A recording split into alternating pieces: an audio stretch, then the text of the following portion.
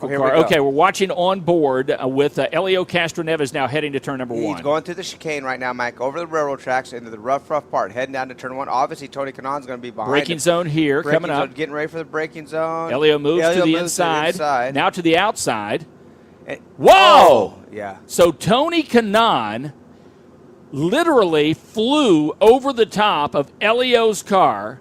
55-year-old Bruce Allen in the right lane. Kenny Koretsky in the left lane in one of the most horrific crashes we have ever seen.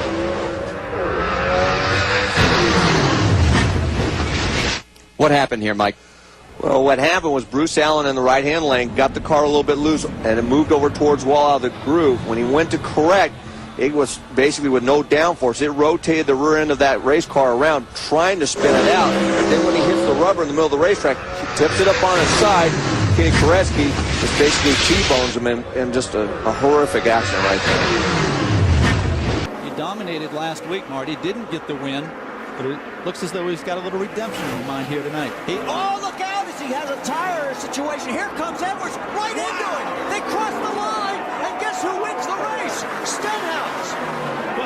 Thanks to Carl Edwards. Gave him unreal finish.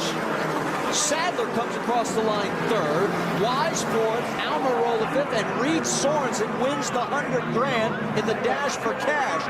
And Ricky wins for the second time, courtesy of a shove from Carl Edwards. All right, take another look at this. Okay, all of a sudden, I don't think that's the engine. That's an engine. It's the engine. You're right. Wow. And I wonder if Carl got into the fluid and couldn't steer. I would think so, because you'd think he could have missed it, but it's hard to say from up here. You're right, though, and look at the tire from there. He did a good job of just keeping.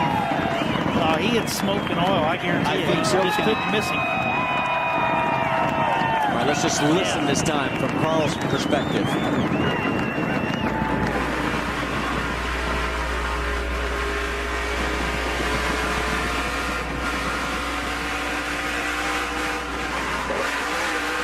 You could hear the rear tire spinning. And you couldn't see anything, and neither could Carl. No, and he couldn't steer.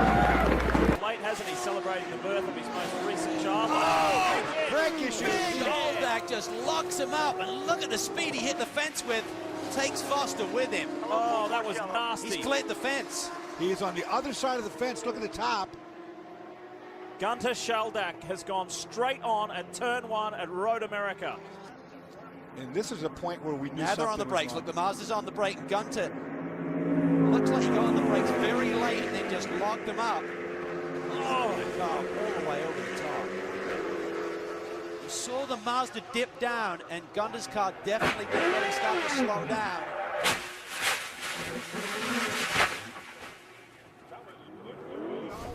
Scary moments indeed. There he is, Right. Sheldack. Oh, that's fantastic. With the home from brand new team, this one more on for Palmer. And now to the back. And two others go down. It's the midfield back. And it's on the second place. And the second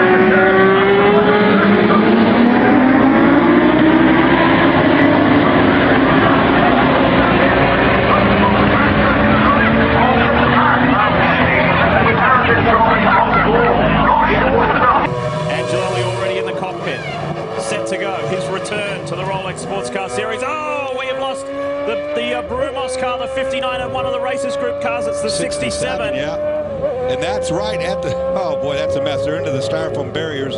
Kevin Buckler, the team principal, on the left of your screen. That's right here in front of us. That's right at the turn into pit lane. So these guys hooked up together.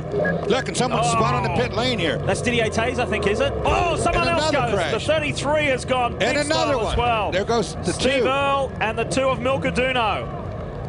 As you can see, Joey Hand goes as well. Oh, another one. Oh my gosh. We're losing half the field. Oh, that was a big hit. Oh my goodness. 1, 2, 3, 4, there's 6, 7, 8 cars there. Listen to this now. Big contact. That was Buckler. That was J.C. French. Now watch this. There goes Dr. Steve Earle. Milka Duno. To the right of your screen will be Joey Hand. Didier Taze has already spun up the top. Taze, but watch this now. There's Joey. This is very scary right here. There's Craig Standon. A huge huge impact. Mike Levitas drifts in there, and then that is the biggest hit of all. Mike Boffman slamming into the back of Kevin Buckler's car as Steve Earle gets back. Tempers were definitely tested, and J.C. France was not happy. We don't think that was because of the impact. We think that was something else, and there is a very shocked and stunned Mike Boffman. Back at Watkins Glen International, we are under a red flag condition as of right now. 15 laps to go, 75 in the books. A big incident in turn 1 involving 3 key players, and just a moment ago, here's what's happened. A fan somehow gets out of the infield area, comes out on the track, and is trying to get Matt Kenseth's autograph. Oh, do you think alcohol had anything at all to do with that? Oh my God. Kenseth's going, you're not going to believe what just happened here, guys. He jumps over the guardrail, runs back up, and then gets apprehended here. Yeah, he might get a free ride home. And Mike caught up with Robbie Reiser, crew chief for Matt Kenseth, recipient of a fan's hat there, I believe, for an autograph. Have you ever seen anything like that in a red flag? Oh, we've seen a lot of weird things. That's the first time that's happened in our car, I think. But Matt and all the guys there got a good laugh out of it. So, now Biffle and him are going back and forth on the radio talking about it. So it's pretty funny. Shared experiences out here. To your race car, you did get some damage on one of these conflagrations here. Is it good enough to go to the end? Well, I hope so. We ain't going to fix it, so it's going to have to be good enough to get there. Struggling with this thing all day long, but, the DeWalt guys have done a great job keeping it up there, and Matt's done a good job driving it, so hopefully he can come out of here with something. All right, thanks, Robbie. And by the way, he said, hey, nothing against that fan. Got to have a sense of humor when you race in NASCAR. Jerry? And Dave, one of the reasons that NASCAR is so popular is that these drivers are accessible. That may be a little bit too accessible on the racetrack. Let's listen into the radio. Hi, Robbie. Jumped over the fence. Goes running down there. Jumped over the brake fence. Slides in the right side window of my car and hands me a hat and a Sharpie and says, will you sign this? I'm like, I'm a little busy right now, buddy. He's like, come on, man, have the balls. And I'm like, come on, I'm a little busy here. And all comes trucks and cars and everybody come running from everywhere.